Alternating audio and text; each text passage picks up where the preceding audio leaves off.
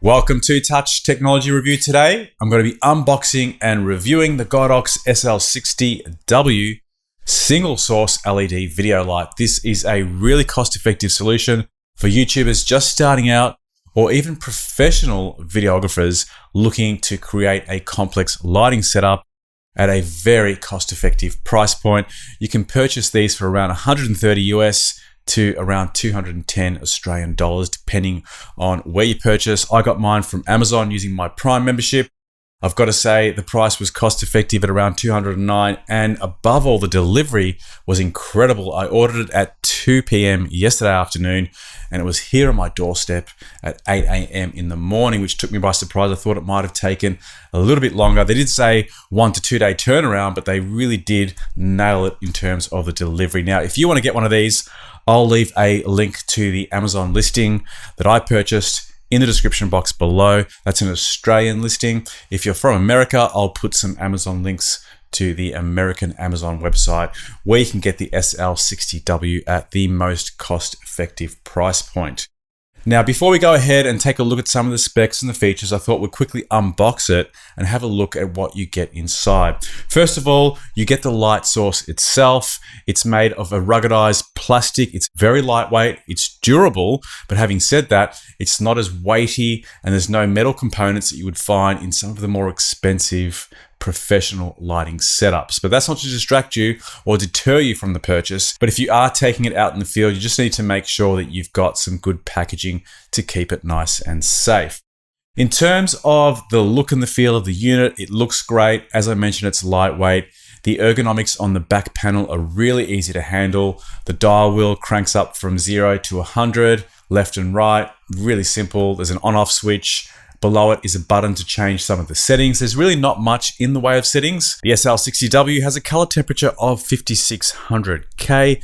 It can't be modified in any way. If you're looking for a yellow version of light, there is the SL60Y, which has a color temperature of 3300K. I'm using the Canon EOS R for this opening scene, using the 4K mode, and it's shooting at white balance setting of 5600K to match the light source, so everything matches perfectly in post-production.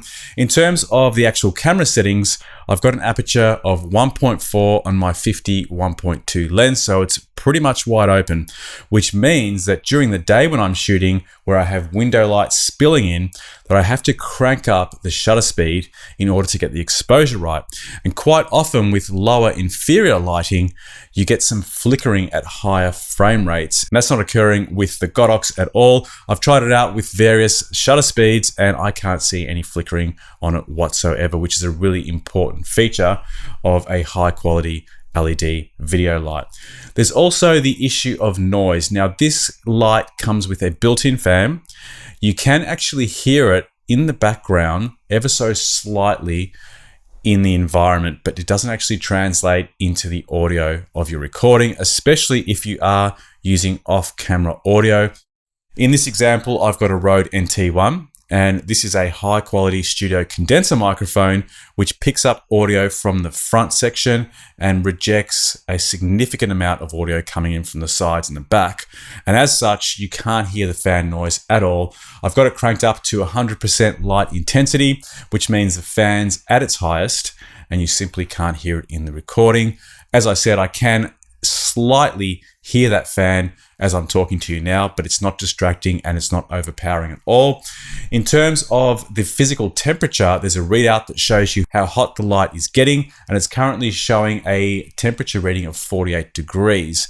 When I had turned the lights down earlier, it was around 37 degrees. It was around 50% intensity, and I'll drop that lighting intensity now so you can see what I'm talking about. The temperature is already starting to drop. It's down to 45 degrees and it will probably get back to around 37 in a couple of minutes. But it's not really an issue. You can run it at full intensity. I wouldn't be concerned about that at all. I'll bring it back up to 100% intensity, which is the way I set up this scene. Now, as you can see, that is an ultra convenient feature. To be able to control your lighting with the remote control is really useful. Not only that, but you can actually introduce multiple lights into the equation and control them in groups of 6. So you could have a key light, a fill light, a background light, and control them all via a single remote control, which is really super convenient. And above all, you can also turn the lighting on and off using the remote control. So that's what you get inside the box. The other thing I wanted to point out in terms of the light unit itself, there's a universal light mount adapter so you can put it onto any lighting stand. There's a lever on the side that allows you to position the light vertically on pretty much any angle you need to. As I said before, mine's on a 45-degree angle, positioned about 45 degrees to the left of me, and that provides a nice Rembrandt style of lighting on a 45-degree, soft, bouncing through the umbrella.